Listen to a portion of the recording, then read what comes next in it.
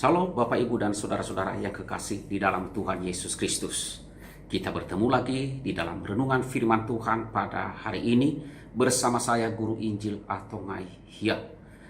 Sebelum kita membaca dan merenungkan firman Tuhan, mari kita memohon pertolongan dan belas kasihan Tuhan agar kita dilayakkan oleh kemurahan-Nya. Mari kita berdoa.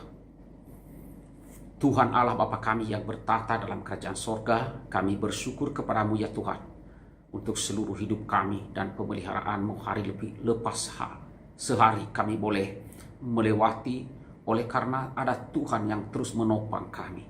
Terima kasih ya Tuhan.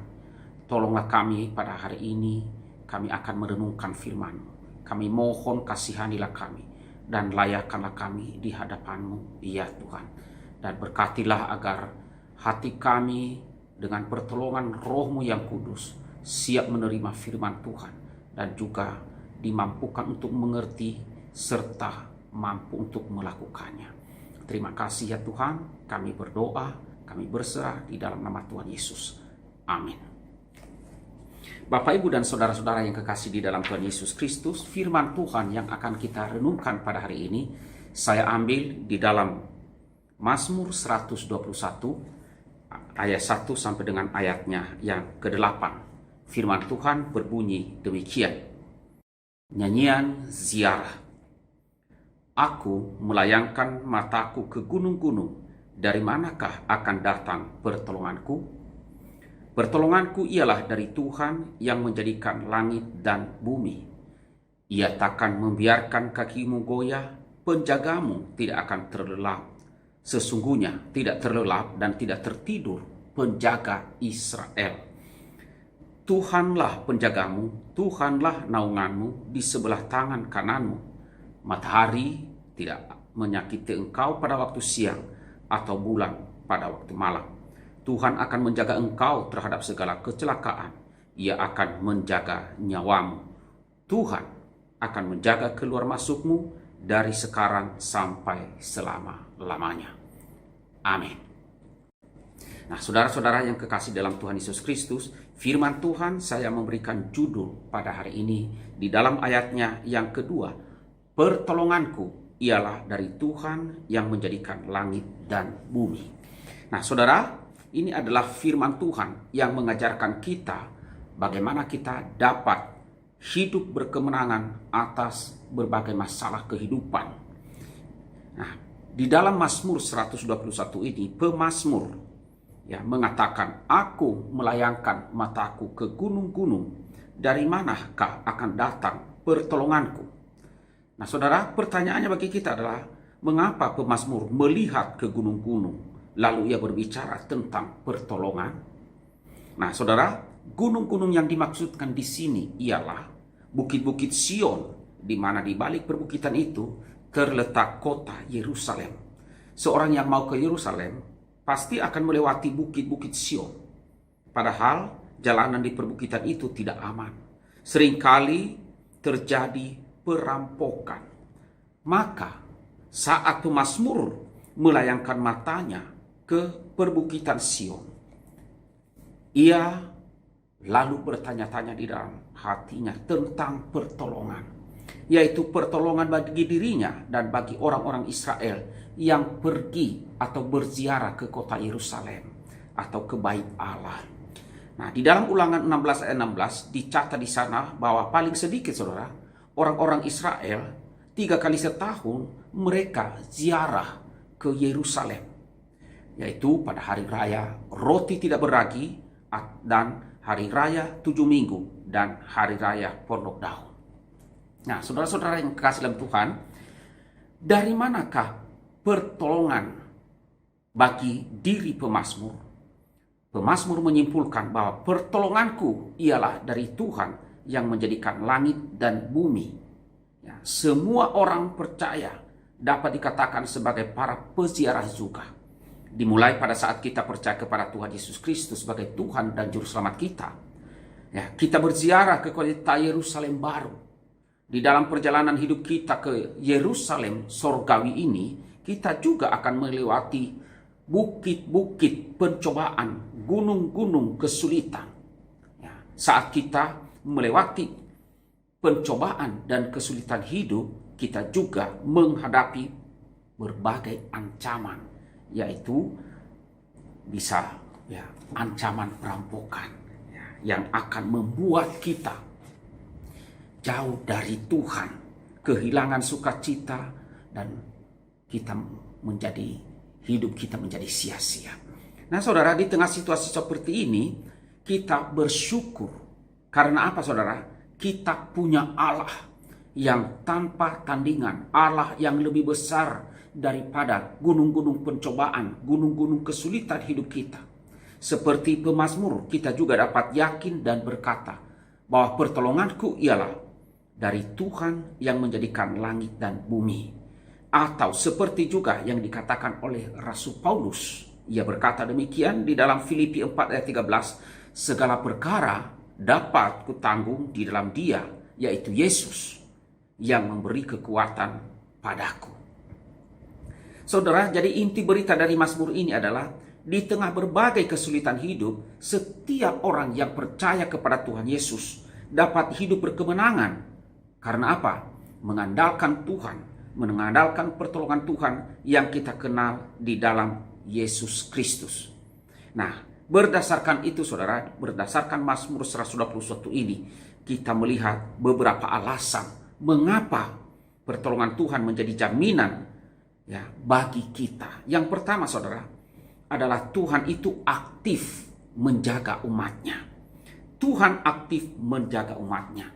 Saudara, Tuhan bukan hanya berkuasa atau bukan hanya pencipta langit dan bumi, tetapi ia juga di dalam kasih-Nya aktif menjaga hidup umatnya. Dengan demikian saudara, karena Tuhan kita adalah Tuhan yang aktif menjaga umatnya, maka kita dapat selalu mengandalkan pertolongannya dalam setiap kesulitan atau di dalam setiap pencobaan yang kita alami. Di dalam ayat 3-8 di sana pemazmur memakai 5 kali kata kerja aktif, yaitu menjaga, yang dikenakan kepada Tuhan. Kita melihat di dalam ayat 3. Di dalam ayat 3 pemazmur mengatakan, penjagamu tidak akan terlelap. Demikian juga di dalam ayatnya yang keempat, penjaga Israel. Penjaga Israel. Di dalam ayat 7 dan ayat 8 tercatat 3 kali kata menjaga. Tuhan akan menjaga engkau. Ia akan menjaga nyawamu dan Tuhan akan menjaga keluar masukmu. Nah saudara, dari hal ini kita bisa menarik kesimpulan bahwa Allah kita adalah Allah yang Maha Kuasa, selalu aktif dalam menjaga umatnya, di dalam memelihara umatnya. Ia tidak pernah pasif atau berdiam diri, tetapi aktif dalam menjaga kita, di dalam memelihara hidup kita, orang-orang yang mempercayakan hidupnya kepada Tuhan. Tuhan tetap aktif bekerja meskipun seolah-olah dia kelihatan pasif dan berdiam diri. Nah saudara, kata kapan Tuhan kelihatan seperti pasif atau berdiam diri dapat kita lihat saudara, saat Tuhan Yesus Kristus, anak Allah yang tunggal, dibiarkan oleh Allah Bapa tergantung di kayu salib. Tapi dalam hal ini pun kita tahu bahwa Allah sebenarnya tidak tinggal diam. Karena apa saudara? Justru di sana Allah sedang bekerja aktif mengerjakan keselamatan bagi kita orang-orang yang berdosa, agar kita yang percaya kepada Yesus Kristus beroleh pengampunan melalui pengorbanannya di atas kayu salib. Dosa kita telah ditanggung oleh Yesus Kristus di atas salib. Sehingga kita yang menyerahkan diri percaya kepadanya, kita beroleh pengampunan dan beroleh keselamatan. Nah, yang kedua, Tuhan peduli terhadap kelemahan umatnya. Saudara, di dalam ayat 3 mencatat di sana, ia takkan membiarkan kakimu goyah. Saudara, kaki goyah ini menunjukkan bahwa seseorang sudah menyerah. Ia sudah mau jatuh dan tidak kuat lagi dengan persoalan-persoalan hidupnya. Jika kita di tengah pencobaan atau persoalan hidup berkata kepada Tuhan, Tuhan, aku merasa sudah tidak mampu lagi menanggung persoalan hidup ini. itu artinya saudara, kita atau kaki kita sedang goyah atau sudah goyah. Tetapi jangan menyerah saudara. Karena apa? Tuhan adalah Tuhan yang peduli dengan kelemahan kita. Tuhan yang mempedulikan keadaan kita. Ia tidak membiarkan kakimu goyah. Ia takkan membiarkan saudara dan saya menyerah. Nah, saudara, kebenaran ini ditekankan lagi di dalam ayat yang kelima. Pemazmur dengan tegas berkata, Tuhanlah penjagamu, Tuhanlah naunganmu di sebelah tangan kananmu. Apa artinya saudara? Tuhan menjaga dan menaungi di sebelah tangan kanan kita. Mengapa bukan dikatakan di sebelah tangan kiri? Nah, ini saudara, karena pada masa itu prajurit yang pergi berperang, ya, tangan kanannya itu memegang pedang, sementara tangan kiri itu memegang perisai atau tameng. Jadi, tangan kirinya sudah terlindungi oleh perisai, sedangkan tangan kanannya tidak terlindungi apa-apa, sehingga mudah terkena serangan musuh. Nah, gambaran ini saudara mau menjelaskan bahwa Tuhan kita itu peduli di bagian mana diri kita yang lemah. Tuhan melindungi kita di sebelah tangan kanan kita, yaitu di bagian dari diri kita yang lengah.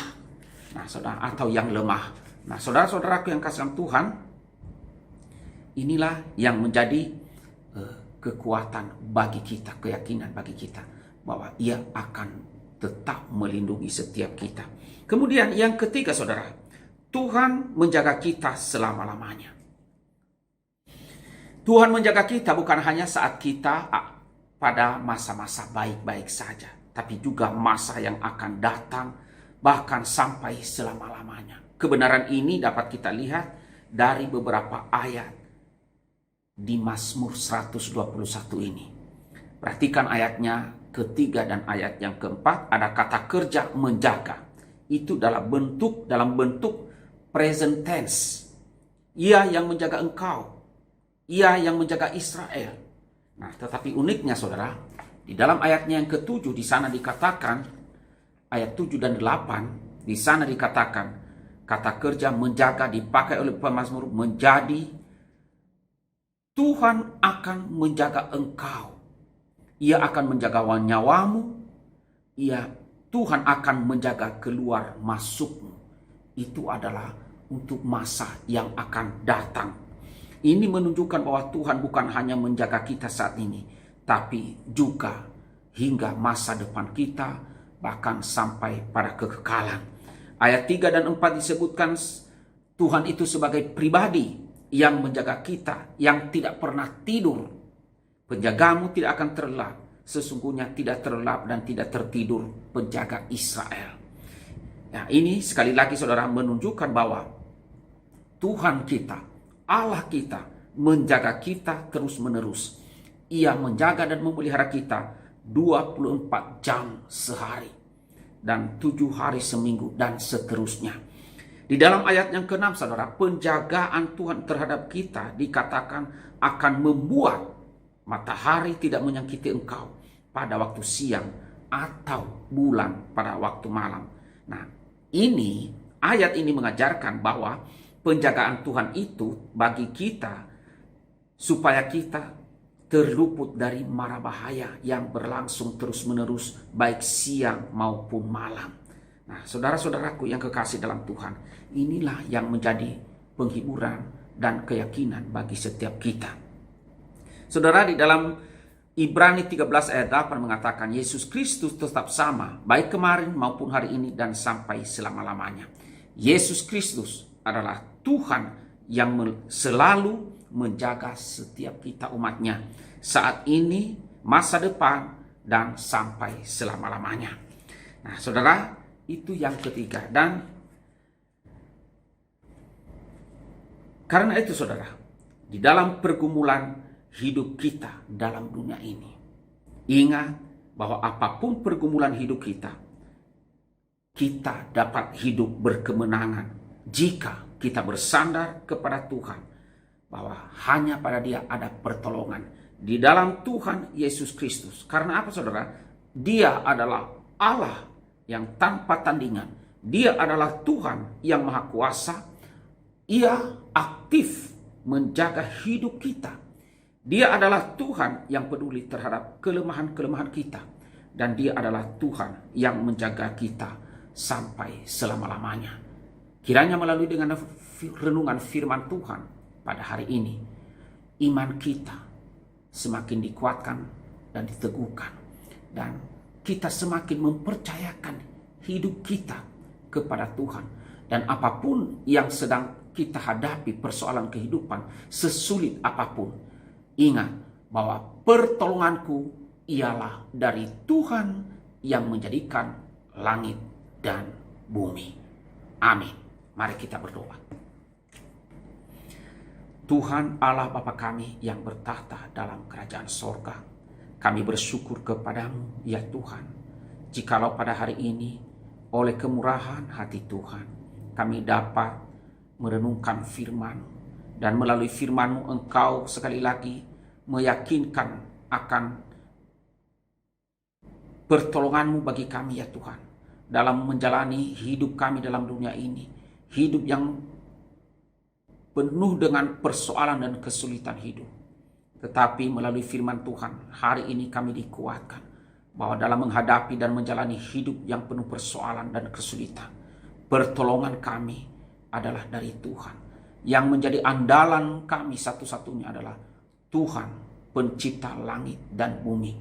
Tuhan yang telah menjelma menjadi manusia di dalam Yesus Kristus.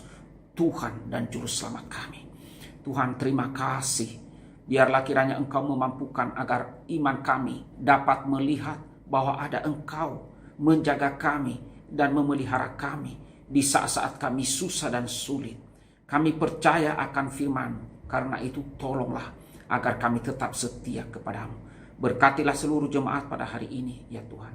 Inilah doa kami. Kami berdoa, kami bersyukur di dalam nama Tuhan Yesus Kristus. Amin.